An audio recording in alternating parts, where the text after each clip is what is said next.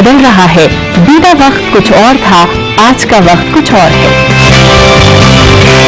हम लोगों ने पैरा ट्रेकिंग की है, माउंटेनियरिंग की है, हम लोग शूटिंग करते हैं।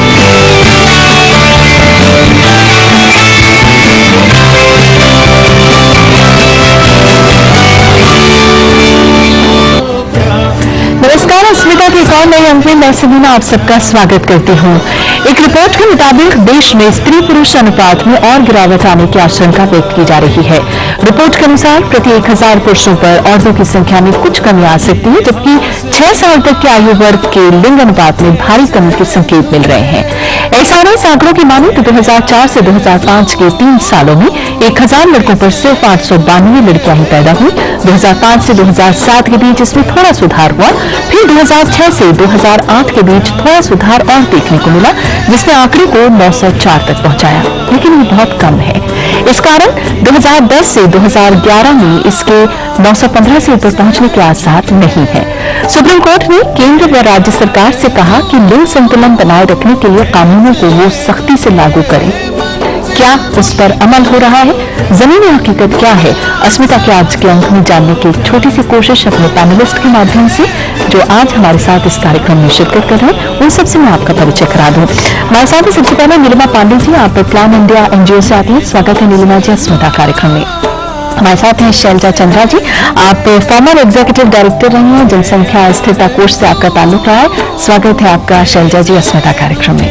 हमारे साथ हैं सारिका सिन्हा जी, आप एक्शन एड इंडिया से आती हैं। स्वागत है आपका सारिका अस्मिता कार्यक्रम में। हमारे साथ हैं डॉक्टर सुषमा दुरेजा जी, आप असिस्टेंट कमिश्नर हैं, स्वास्थ्य मंत्रालय फैमिली प्लानिंग से आपका ताल्लुक है। स्वागत है सुषमा जी अस्मिता कार्यक्रम में। और हमारे साथ राजीव टंडन जी हैं, आप सेव द चिल्ड्रन एनजीओ से आते हैं। स्वागत है राजीव जी अस्मिता कार्यक्रम में। और हमारे साथ स्टूडेंट्स में और हमारे जो बहुत अच्छे सवालों का दौर जारी रखने वाले हैं, जो झाड़ू स्टूडेंट है, मासकॉम के स्टूडेंट है और जो मीडिया इंस्टीट्यूट से आपका ताल्लुक है, मैं आप सबको खुशामदीद कहती हूँ। इससे पहले कि हम अपने इस कार्यक्रम को और आगे बढ़ाएं, आइए हम नजर डालते हैं अपनी इस खास रिपोर्ट पर।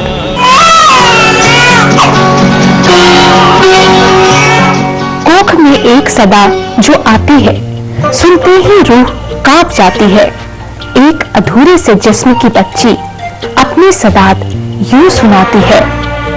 दिल ने चाहा अपनी माँ से मैं भी इजहारे आरज़ू कर लूं। जीने आया मौत से पहले अपने कातिल से गुफ्तगू कर लूं। मैं भी एक बात हूँ मोहब्बत की, दरमिया ही में टोकते क्यों हो? तुम हो माली तो फिर बताओ, मुझे फूल बनने से रोकते क्यों हो? ये चंद पंक्तियां उस घृणित अपराध की ओर इशारा करती हैं, जिसे हम जानते हैं कन्या भ्रूण हत्या के नाम से। 68% साक्षरता दर से विश्व स्तर पर अपनी खामियाबियों का परचम लहराता भारत क्यों अब तक इस बुराई से निजात नहीं पा सका है? ये विश्वव्यापी समस्या है, लेकिन तीसरी दुनिया के देशों में इसका भयावह रूप दिखाई देता है। वो भी तब जब आज हम स्त्री और पुरुष को बराबरी का दर्जा देने का दावा करते हैं, पर वास्तव में स्थिति इसके विपरीत है। यत्र नार्यस्तु पूज्यते रमन्ते तत्र देवता जैसी सोच रखने वाले हमारे अपने देश में ये सिलसिला क्यों अब तक जारी है? यह एक बड़ा सवाल है। आधुनिक तकनीक का फायदा उठाने से भी लोग नहीं चूकते।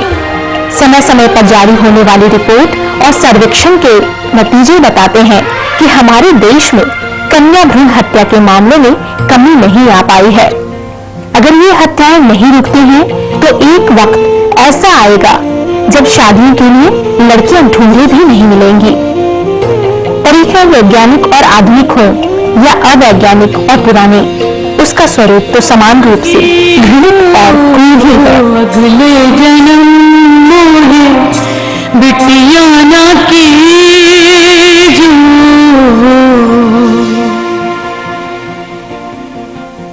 बोए जाते हैं बेटे, उगाती हैं बेटियां, जीवन भर आशीषा जाता है बेटों को, लेकिन अदम्य जिजीविषा के सहारे लहलहाती हैं बेटियां।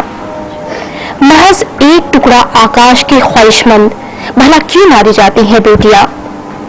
अस्मिता के लिए कैमरा पर्सन सुशीता और संगमित्रा के साथ प्रियंबरा, लोकसभा टीवी। तो ये थी हमारी खास रिपोर्ट जो आप सबने देखी। नीलिमा जी, मेरा सवाल आपसे, स्वयंसेवी संस्थाएं काफी काम कर रही हैं, अगर इस दिशा में हम देखें तो किस तरह का रुझान आपकी नजर से गुजरा, और अगर खासतौर पर अगर हम PNDT एक्ट के आने के बाद एक बदलाव की अपेक्षा कर रहे थे? देखिए, हम लोग इस विषय पर जब से PNDT एक्ट हुआ तभी से नहीं, बहुत पहले से इस विषय के प्रति जागरूकता हो गई थी कि ये विषय बहुत गंभीर हो सकता है आगे चलकर। और बिहार में जब हमने काम शुरू किया था तब ये महसूस हुआ कि इस तरीके से मैंने ग्रास रूट पे, धरातल पे बहुत ज़्यादा समस्या आ रही है। लोग जा करके, उस समय इन्फेंटिसाइड का बहुत प्रॉब्लम था, उन्हें कन्या शिशु की हत्या की जा रही थी बहुत ज़्यादा। उसके बाद जब इन्फेंटिसाइड के मतलब ये बिल्कुल वैसे नहीं कि एक चीज पे जैसे हमने पैर लगाया तो दूसरी तरफ से चमड़ा सूखा हुआ उठ गया। तो जब इन्फेंटिसाइड के ऊपर उसको रोकने की कोशिश की तो क्या हुआ कि अचानक से शिशु भूल नहीं उसका ये, और उसी समय ये टेक्नोलॉजी बहुत ज्यादा हुई तो उसके ऊपर ये समस्या एकदम से विकराल रूप से सामने आई। फिर एडवोकेसी बहुत चला और एक्ट बन गया। अगर आप मेरी उसमें जो हम लोगों की एक अपनी जो समीक्षा रही है वो ये कि एक्ट आने के बाद एक अब के लिए तो बहुत जागरूकता हो गई, यानी जो स्वयंसेवी संस्थाएं थी, जो लोग औरतों के अधिकारों के लिए, कन्या के अधिकार के लिए काम करते, दौड़ पड़े कि अब तो एक्ट हो गया है तो अभी स्थिति सुधर जाएगी। पर एक्ट का इम्प्लीमेंटेशन, उसकी एक बहुत बड़ी समस्या सामने हुई, हम आज भी झेल रहे हैं। अभी 3 दिन पहले मैं एक लखनऊ में एक स्टेट मीटिंग थी, हमारा एक प्रोजेक्ट लॉन्च हुआ है लेट गर्ल्स बी बॉर्न, और उसमें ह्यूमन राइट्स कमीशन के एक बहुत गणमान्य व्यक्ति थे, उनसे हमने कहा कि इस तरीके से इम्प्लीमेंटेशन नहीं हो रहा है, डॉक्टर्स अभी भी ये कर रहे हैं, तो आपका क्या कहना है, आप क्या कॉग्निजेंस में करेंगे?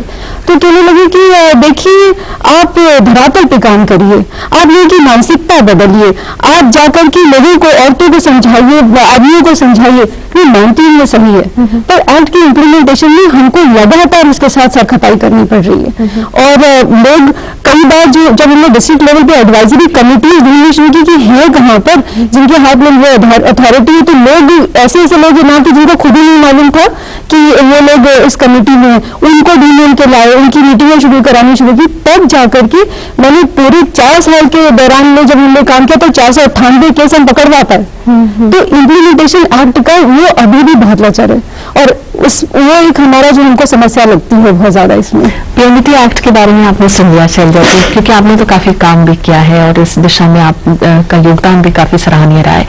अगर हम इन एक्ट्स की बात करें या हम और उन तमाम चीजों की बात करें जिनकी वजह से कन्या भ्रूण हत्या रुकनी चाहिए, जैसे कि नीलिमा जी ने भी कहा, लेकिन वो सारा कुछ है, लेकिन अपेक्षित परिणाम से हम आज भी कोसों दूर हैं।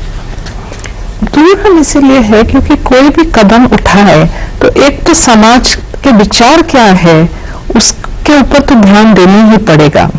ये एक बुरी बात है, इसीलिए कानून लाया गया है, पर कानून एक मैं कहूंगी एक साइड है पूरे प्रॉब्लम का। मेन प्रॉब्लम जो आता है कि समाज चाहती है ये, क्यों? क्योंकि प्रॉपर्टी कोई भी फैमिली अपना शेयर नहीं करना चाहता है। अगर आप देखेंगे कहाँ पे ये ज्यादातर हो रहा है कि एफ्लुएंट एरियाज में, महाराष्ट्र के सारा जो शुगर बेल्ट है, उस्मानाबाद, भीड़, सातारा, शोलापुर, कोल्हापुर, वहां पे ज्यादा है।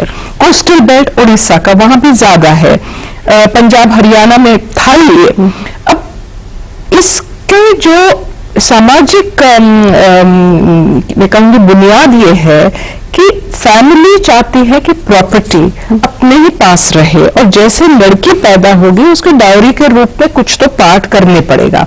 तो ये जब तक टैकल नहीं करेंगे तब तक ये जितना भी आप पुलिसिंग करेंगे, करने तो पड़ेगा, आप इनकम टैक्स तो वसूल करेंगे और कोई केस रेड नहीं करेंगे तो कोई नहीं काबू में आएगा, सब कोई खुलेआम पैसे नहीं देते रहेंगे, आपको थोड़ा तो डर चाहिए। पर वो एक ही पहलू है। मैं समझती हूँ कि जब नेता, राज्य सरकार की मैं नेता कहती हूँ, जब पॉलिसीज बनते हैं तो इसके ऊपर बहुत कम ध्यान दिया जाता है, ये हाई प्रायोरिटी नहीं समझा जाता है। एक वोट बैंक के तरफ से तो बिल्कुल इसमें तो कोई वोट ना तो मिलना है ना तो इसकी बात होने वाली है। तो कोई भी जो नेता, आई मीन जो पॉलिसीज बनते हैं, ना तो ब्यूरोक्रेसी ना तो मिनिस्टर्स जो होते हैं राज्य सरकार के समझते हैं कि इसके ऊपर ध्यान देना चाहिए, और इसका नतीजा क्या होगा अगर आप ध्यान नहीं देंगे उसके ऊपर कोई सोचता ही नहीं। अच्छी बात आपने कर दी। इसका नतीजा क्या होगा अगर ये बदस्तूर जारी रहा तो? सारिका अगर हम आप ही की संस्था की बात करें, अंदरूनी इलाकों तक आप भी काम कर रहे हैं, सरकारी पॉलिसीज की बात जैसे कि नीलमा जी ने भी की, बहुत अच्छी होती हैं, बहुत आगे तक के जाती हैं, लेकिन वहां जहां अंदरूनी इलाके हैं वहां इन पॉलिसीज का क्या रुख है? साथ ही अगर हम मॉनिटरिंग सिस्टम की बात करते हैं, चेक की बात करते हैं, क्या आपको दिखता है वहां पर? मैं तो लीना जी की बात से आगे ले जाऊंगी और मुझे बहुत ज्यादा लगता है खासकर जो अंदरूनी इलाके हैं, एक तो अगर आप पॉलिसी लेवल पे सरकार की पॉलिसीज को देखें तो अपने आप में वो जितनी भी पितृसत्तात्मक वैल्यूज हैं उनको रीइंफोर्स करती है। मैं मध्य प्रदेश जहाँ से मैं आती हूँ वहाँ पे केवल आप कन्यादान योजना की बात करें तो आप लेजिटिमाइज कर रहे हैं डायरी को और ये क्लेम कर रहे हैं कि लेजिटिमाइज करने के माध्यम से आप उस लड़की को बचा लेंगे, या क्रेडिट बेबी स्कीम है, आप इन चीजों से बचा लेंगे।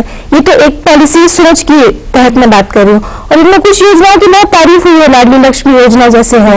और मेरा सवाल ये है कि जो जहां तक अगर आप परिणामी बजट्स देखें, अगर बजट एनालिसिस के और जेंडर के स्तर पे करें तो बहुत कम भाग है जो लोगों तक पहुंचता है। और मैं आपको बहुत खास बताऊं, मैं बहुत सरप्राइज होती हूँ ये देखकर कि बेसिक सोशल सिक्योरिटी स्कीम्स जो लोगों तक पहुंचनी चाहिए थी वो तो नहीं पहुंचती है, लेकिन मोबाइल वैन्स जरूर पहुंच जाती है जो अल्ट्रासोनोग्राफी तुरंत करके देती है। तो ये बहुत सरप्राइजिंग है कि किसकी क्या मंशा है ना, उस पर बहुत सवाल है। मंशा ही में आपको बहुत ज्यादा खोट नजर आता है। सुषमा जी, अगर आपकी लिहाज से हम बात करें, क्योंकि आप गायनेकोलॉजिस्ट भी हैं और फैमिली प्लानिंग में भी हैं और स्वास्थ्य मंत्रालय के साथ काफी बहुत माइन्यूटली आप इस इशू को ऑब्जर्व कर रही हैं, बहुत से लोगों का ये कहना है कि कहीं ना कहीं जब हम लिंग परीक्षण की बात करते हैं तो डॉक्टर ज्यादा दोषी है बनिस्बत जो कराने पहुंच रहा है। तो क्या वजह है कि डॉक्टर्स के ऊपर वो चेक नहीं हो पा रही है?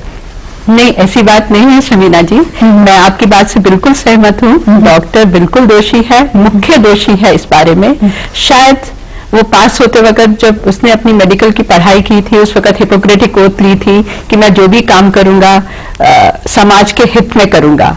धीरे धीरे वो शायद इस बात को भूलता जा रहा है या भूल गया है और इस लिंग परीक्षण के काम में वो अपने आप को लगाता जा रहा है।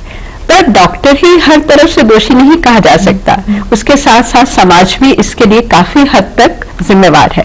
महिला जो इसकी आके जांच के लिए इच्छा रख रही है या उसका परिवार जो उसको इस जांच के लिए ला रहा है क्योंकि वो घर में एक कन्या का जन्म नहीं चाहते, वो भी काफी हद तक इस बात के लिए जिम्मेवार है। जहां तक डॉक्टर की बात है उसके लिए सरकार ने काफी नियम बनाए हैं, सेंट्रल सुपरवाइजरी बोर्ड है, स्टेट लेवल पे भी काफी प्रोविजंस हैं इसके लिए और हर डिस्ट्रिक्ट लेवल पे भी इसके लिए काफी किया गया है। सजा क्या है अगर पकड़ा जाता है डॉक्टर को इस काम को कर? देखिए, पकड़े जाने पे पहली बार अगर पकड़ा जाता है तो 3 साल की सजा भी हो सकती है और 10,000 रुपए तक का जुर्माना भी हो सकता है और दोबारा पकड़े जाने पे 5 साल की सजा और 50,000 से 1 लाख तक का जुर्माना है। इसके अलावा उसका जो मेडिकल काउंसिल में या जो स्टेट काउंसिल में रजिस्ट्रेशन है वो भी कैंसिल किया जा सकता है। सजाएं तो बहुत है पर उनका पकड़ा जाना और उन पे आगे केस होना भी उतना ही जरूरी है। आपको लगता है आपका जो ये स्पैन रहा है काम का, इस दरमियान क्या आपकी नजर से ऐसा कोई केस गुजरा कि हाँ कोई डॉक्टर पकड़ा गया? हाँ, और उसका रद्द हुआ? काफी हुए हैं और जहां तक अगर मैं आपको स्टेटिस्टिक्स की बात करूं तो हमारे पास जो स्टेटिस्टिक्स हैं हमारी मिनिस्ट्री में लास्ट है 30 सितंबर 2010 के 712 प्रोसिक्यूशंस हुए हैं और जिसमें कुछ ज्यादातर ऐसे हैं जिन्होंने अपने सेंटर्स रजिस्टर नहीं करा रखे थे या जो रिकॉर्ड्स अपने पूरे मेंटेन नहीं कर रहे थे या जांच के दौरान महिला को बच्चे का लिंग बता रहे थे या कुछ ऐसे एडवर्टाइजमेंट दे रहे थे जिससे ये पता चले कि हाँ लिंग जांच करवाई जा सकती है। बहुत अच्छी बात। राजीव जी, अगर आपकी बात की जाए, आप भी डॉक्टर ही हैं और ऐसे लोगों से यकीनन आप भी 2-4 होते होंगे जिनके अंदर एक उत्सुकता रहती है कि उनकी गर्भ में बेटा है या बेटी जानने के लिए।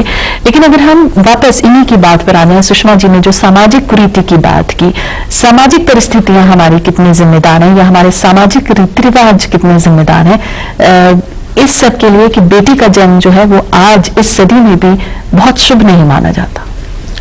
जब ये साल शुरू हुआ और एक्चुअली एक दशक शुरू हुआ, तो बहुत लोगों ने कहना शुरू किया कि भारत एक ऐसी जगह है जहां पे एक यंग नेशन एक बहुत पुरानी सभ्यता के बीच में पाया जा रहा है। तो दो भारतों के बीच में एक खींचतान शुरुआत हो गई, जो सैकड़ों साल, हजारों साल पुरानी परिस्थिति रही है हिंदुस्तान की, उसकी वजह से जो सोशल और जो कल्चरल टैबूज कह लीजिए, सोच कह लीजिए, विचार कह लीजिए, जो जनरेशंस टू जनरेशंस आते हैं, उसमें ये बिल्कुल स्पष्ट कर दिया जाता है कि एक लड़की, एक औरत और एक लड़का और एक मर्द का दर्जा बराबर नहीं है।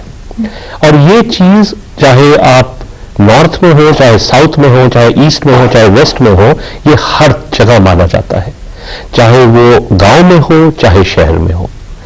इस पूरे बेस में और मैं ये नहीं कहना चाहूंगा कि किसी वजह से मेल ही डोमिनेंट रहा है, क्योंकि कुछ एरियाज हिंदुस्तान में ऐसे भी हैं जहां फीमेल डोमिनेंस आई है, मेट्रियार्कल सोसाइटीज भी है, बट बाय एंड लार्ज ये जो एक कल्चरल, सोशल, सिविलाइजेशन का इम्पैक्ट रहा है, इसमें सन प्रेफरेंस कह लीजिए, लड़के की बात कह लीजिए, लड़की का एक अबला होना, लड़की का, जैसे मैडम ने कहा, डायरी और दहेज प्रथा की वजह से सोच जो उसके साथ लिंक रहती है, ये बिल्कुल हर फैमिली में ये पाया जाता है, चाहे वो गरीब हो चाहे अमीर।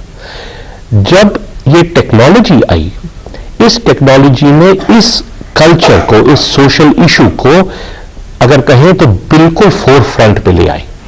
ये चीज तो थी, ये सैकड़ों सालों से, हजारों सालों से ये चीज थी, मगर इस टेक्नोलॉजी ने उसको बिल्कुल सामने हम सबके पेश कर दिया।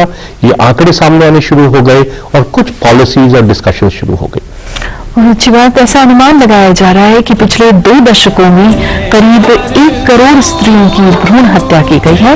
लांसेट के मुताबिक भारत में हर साल 5 करोड़ से भी ज्यादा स्त्रियों की भ्रूण हत्या की जाती है और दुनिया के ज्यादातर देशों में प्रति 100 पुरुषों के पीछे 105 स्त्रियां हैं। और संयुक्त राष्ट्र का कहना है कि भारत में अवैध रूप से अनुमानित तौर पर हर रोज 2000 अजन्मी कन्याओं का गर्भपात किया जाता है। ये आंकड़े हमें भी कहीं से मिले हैं, इस पर नजर डालने या इस पर सोच डालना बेहद जरूरी है। इस पर हम आगे बात करेंगे अपने पैनलिस्ट से। आप रहिएगा।